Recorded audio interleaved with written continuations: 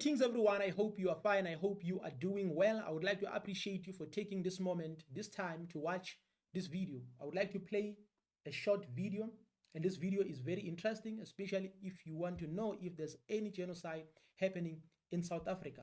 And what makes this video interesting is that she represented South Africa very well. In other words, she did what Mr. Ramaphosa and others should have done. With Donald Trump. The issue here, I think, is an important one about what is actually happening in South Africa. Is it true that white farmers are being killed in South Africa? It's an interesting way that you've asked that question. I don't think the issue is what's happening in South Africa. I think the issue is what's being peddled about what's happening in South Africa. If you watch today's engagement, let me get to the point first. If you watch that entire engagement, the recognition, the painful recognition, the startling truth of crime in South Africa, violent crime, was actually uttered by everybody there from South Africa. Is it targeted towards a specific group? Is it an ethnic cleansing? That's the question, right? Based on what's been said about South Africa the world over, at least people are aligned to Donald Trump and Elon Musk. That's not a fact. Okay, so we don't deny that there's a lot of violent crime in South Africa, right? Across Seven times the murder rate. Across the board. Okay, so the issue is whether or not, I guess, whites are being targeted disproportionately. Is that what you're taking issue with? No, that would be the claim. The issue is that the claim is falsehood. White people are not being targeted, Leland. Nobody. So when crime is Julius, experienced by everybody, not just white people. Was chanting. Yes, indeed. Crime in South Africa is experienced by all people. White people, black people, and so forth and so forth. And we have to bear in mind that Africans or black people here in Africa are a majority. In other words, that is why they are also experiencing crime. And it might be another perspective that black people are also contributing to this crime as well. So it can be a topic for another day, or it can be debated. But the most important thing is that when it comes to this thing of white genocide, is a big lie. It's something which is created. This is what Mr. Ramaphosa should have done. In other words, to provide context, to say this is a big lie, and you have to support your position as well. You have to use facts as well to defend yourself. In other words, you should not behave like a small boy who doesn't know what is happening in your own place or in your own country. It should have never been like that. That was embarrassing. So this is how you represent your own country. Kill, you have to kill to be part of a revolution, on and on. He was talking about killing blacks or killing whites? Do you need the context of what that song is? Because you can't take out the context of what that is. That is actually important. It cannot be that he's giving an instruction when that's not the fact. I think we do need to take into consideration the context. What he's chanting is an anti-apartheid song that was sang by leaders in the lead up to apartheid. The back and forth today about that song is whether or not it's relevant in modern day South Africa. Should we still be singing that song? If there's a grouping in the country that feels otherwise. How can somebody be defending singing a song that's talking about killing other people? I'm not defending singing the song. I'm saying to you that's the conversation that's So don't you think white farmers would be scared when they heard that song? And the problem is when you try to translate the song without context. In other words, you have to be provided a context first before you can translate the song. Because if you translate the song without context, then it's going to be a problem. But I understand, because these people are highly educated enough, they are professional enough to know the importance of context, but they want to run away from the context so that they can spread misinformation to the entire world about South Africa. In other words, right now, they want to make sure that many countries pull out when it comes to their deals and their friendships with South Africa. So this is the agenda that we need to be careful of, because we have to know that there's absolutely nothing good that we can get from America. I'm talking about us, Africans. We should not expect anything good. So they will do anything, whatever it takes to get whatever they want, even if it takes them to tarnish our image. That's the question that's being put to Julius Malema. I said to you that conversation is happening. It's put to Julius Malema that when you do this, this is what we worry about. But when you look at how long he's been singing the song and whether it correlates with the numbers of farmers under attack, particularly white people, it's not there. People who are being attacked on the farms are farm dwellers and farm workers. That's also a reality that's got to be. If white farmers are not being targeted or white farmers are not being killed, why are so many who have big land holdings willing to give up their entire lives to come to America? Where are they? Show them to me. We had them land. Those 49 people are not farmers. There are plenty of reports from South Africa that many of those are not farmers. Those are chances. Please, again, show me the evidence. Those are people taking an opportunity. America's given them an opportunity. You're saying they're not farmers. This is what Mr. Ramaphosa should have done. He should have asked for a proof from Donald Trump to prove that indeed these people are farmers.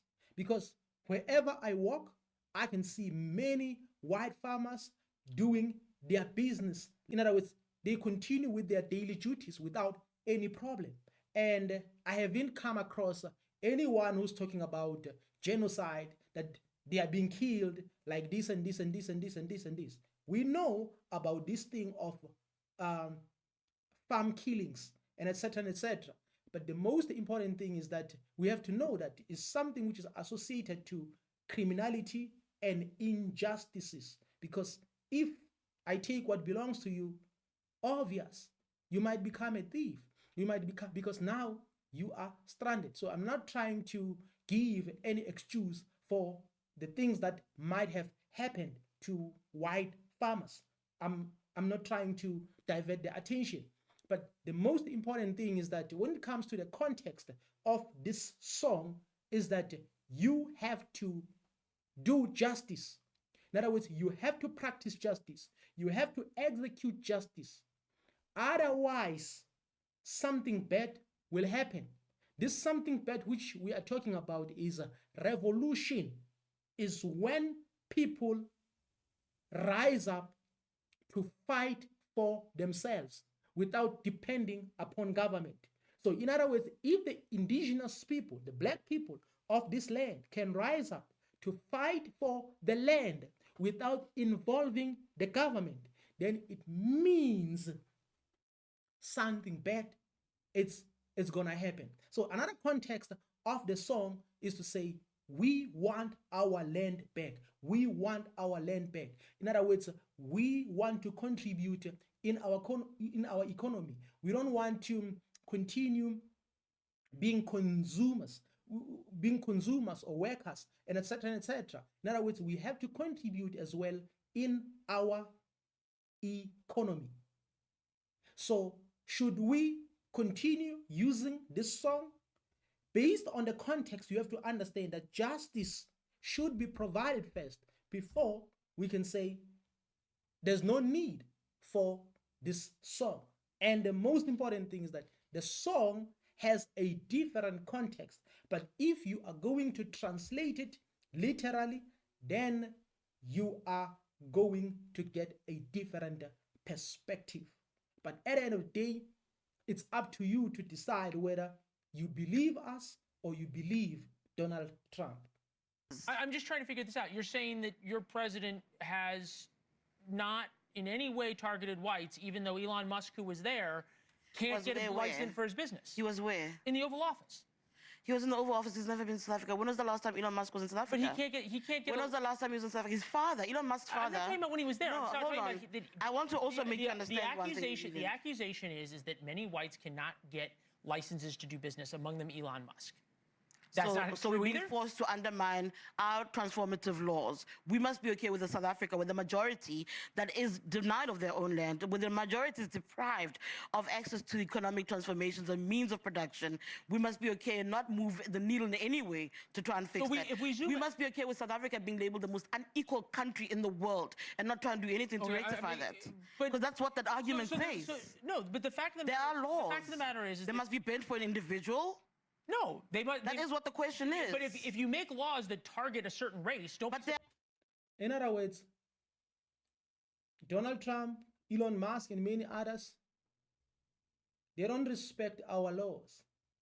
In other words, you can come to South Africa and make business, but you have to respect the laws that have intention to benefit black people, or the laws that have been made to benefit black people in order to rectify what happened in the past. So those laws should be respected. So every investor should respect those laws. But the reason they don't want to respect these laws, they don't want even a cent